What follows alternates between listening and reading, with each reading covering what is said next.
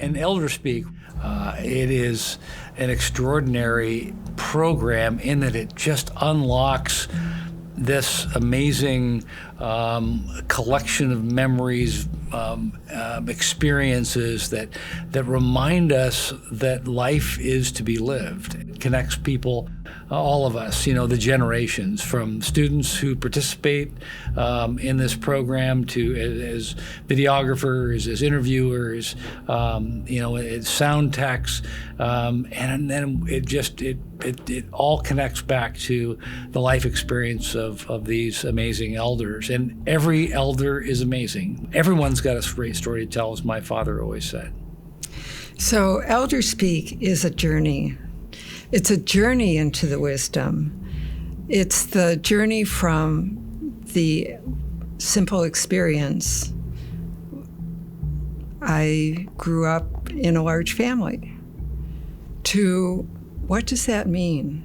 I grew up in a large family. It's telling that story over and over and over again, re-experiencing it in a way that you really live it. Emotionally, almost physically, it comes alive. And so from that re-experiencing and bringing it alive again, the nugget of understanding, the nugget of wisdom that came from that experience and has guided each person, each one of us, has built upon the next experience and the next experience and the next experience. And so it is that journey from one experience to the next, to the next, to the next. And the person we see our whole life in front of us. And why I do what I do, who I am, why I am what I am. That's what Elder Speak brings. And I hadn't really ever thought of my life, in a kind of the sense of a biography. And so I really got to thinking, and yet, you wonder, do I have that much to say? But with questions that they provided, I was able to come up with my life and I was surprised by all the different things that I really did go through that were kind of adventuresome and yet serious. And it just brought me to a different part of my life. Sometimes we think, what are we here for? And it brought me that. I had more of a reason of why I was who I was.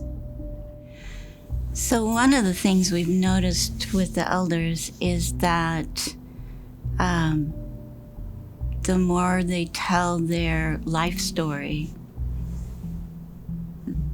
the fuller that story becomes. And there's a spark that begins to build inside of that person. And what we've come to believe is that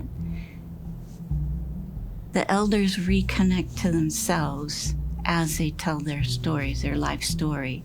It expands their experience back into themselves, and then that reflects back out to the other elders in the group and to us facilitators. And so there's a growth of connection between all of us, and a deepening in each elder of a connection to themselves. They began to feel things and remember things that haven't been remembered or felt for a very long time. And the richness of that, that's what we're mining for, more or less, in Elder Speak. Elder Speak is not easy to explain. The program, the format is pretty easy to explain, but the actual purpose is not clear to everybody right off the bat. it's often easier to say what it's not than what it is. Like, it's not a self-help program. It's not a seminar. It's not academic. It doesn't have a religious affiliation of any kind. It's really an exploration, and its purpose is, well, it's hard to explain that. The major purpose, I think, of Elder Speak is to facilitate the discovery of insights, knowledge, deeply held priorities that people with a lot of life experience, namely elder people who've had decades of life experience, have amassed, even though they might not know they have it. So when we initially outreach to an elder, we tell them a little bit about Elder Speak and invite them to participate. And to a person, they say, why would you choose me? I don't have any wisdom. So the common response, I think, if a person is asked to consider joining an Elder Speak program a given year, with 3 other people, those are the 4 elders for that year that will be meeting together and having conversation. The usual response is, well, I don't really have that kind of wisdom. I'm not sure that you have the right person in mind. And they smile and say, we've heard that before. And then it becomes clear in the course of the actual format, the actual year, which consists of meeting with 3 other older people, elders, once a week, once every 2 weeks, usually once a week. So with direct primary communication, listening, hearing, watching, seeing, loosely structured conversations, direct conversations about whatever. I don't know how to say it for sure, but in your life that you can, don't be afraid to talk about yourself with other people, because it brought more to me then, and I think that's worth a lot. I mean, that's a number one thing, creating safety so that elders can open up, because no one can open up and share unless they feel safe. And so safety creates that opening for vulnerability. Vulnerability brings out the value of the experience, because there's so much courage in vulnerability. And that's kind of our process. We hold the safety for the group. There's no judgments in this group. There's only support. And then that opens that doorway to being able to be vulnerable enough to share something that maybe you've held secret all your life. To open up those doorways to get past shame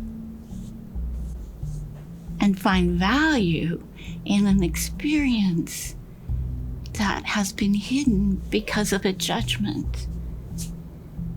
The people being facilitators need to be incredible listeners to allow the elders to tell their story, but then to be able to delve deeper and to tease out from their stories, what their deep wisdoms are. I particularly am just so impressed with Deb and Teresa, with their ability to bring out so much more than the elders know that they have.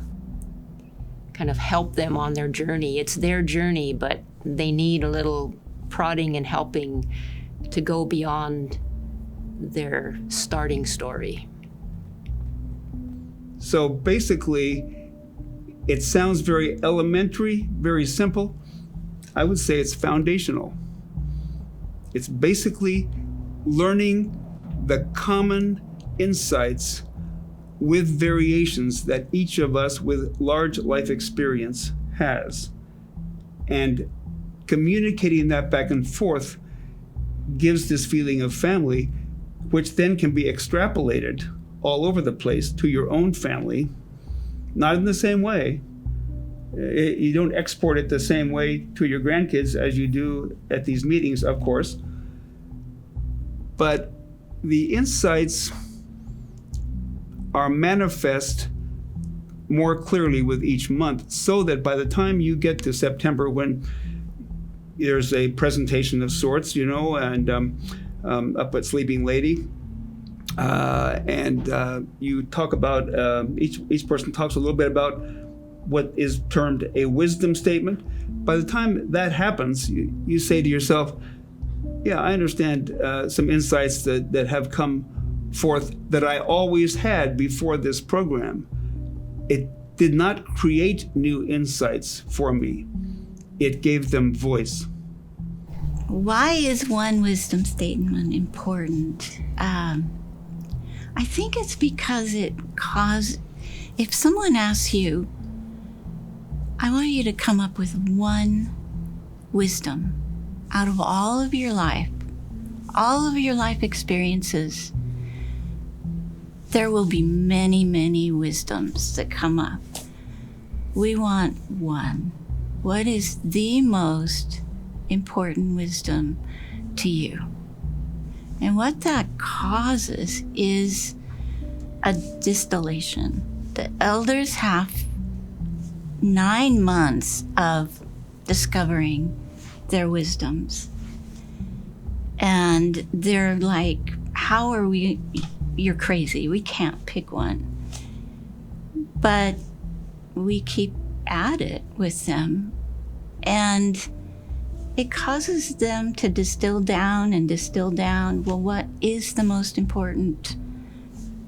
Basic, bottom line wisdom to me. Doesn't have to be the most important wisdom to anyone else, but what is it to me? And so I think it just is a gift of finding that one most important thing in my life, that one most important meaning in my life. And every elder comes away knowing that one most important piece for them. And it's different for every person. But what a rich thing to know about yourself, It was just very positive experience to share all the different things that happened in my life, good and bad. There's always, the more people you have in your family, the more sadness and joy are there because of all the different ones that things happen to. It opened up my world a little more. And without the questions, I think we wouldn't have shared as much. It was important for them to ask us certain things or give us an idea of what to talk about. When we're talking with the elders, we listen to their stories. We really listen. And questions come up that intrigue me or intrigue Deb or Robin. And we ask them to tell us a little bit more. And when they do, we hear the deeper experience. We hear the wisdom that they have carried from their stories that they didn't even know they had. I think that bringing Elder Speak into my classroom and having my students record the elder interviews is super important. I know in my life, I only got to see my grandparents at Christmas, birthdays. That might have been it. Christmas, birthday, Thanksgiving. right? So 4 times, 5 times a year, maybe. And it wasn't exactly a campfire scenario, you know. I mean, you're not going to be sitting there absorbing life stories from your grandparents at a family event. Not at my family, at least.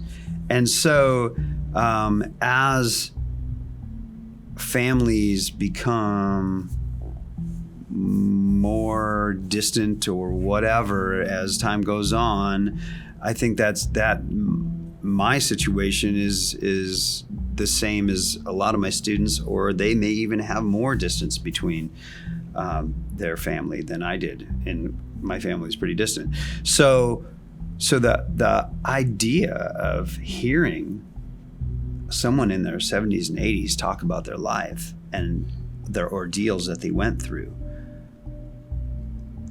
is even more powerful, because we don't get that. Even if we see our grandparents, it takes a special environment and setting for the student to like have the phone gone, or we have so many distractions. Even if we're around our family members, it takes a conscious effort to get rid of all distractions and have an experience, a sharing experience. And that is what's happening here. And that may be the only time or the first time in any of their lives where that happened. Everything basically in life is about relationship. The meaning of life has to do with relationships in one way or another. So I decided after this program, I need to tell my grandkids stories. My stories from my childhood, but not like some exercise, sit down, I'll tell you a story, but just a little bit here and there, growing up times, and they want to hear those. I have twins that are 16, a boy and a girl, grandkids, and they shared things that they wanted to ask me about some things. And so it just gave us a kind of a more reason to get to know each other. And I wouldn't have had that without Elder Speak.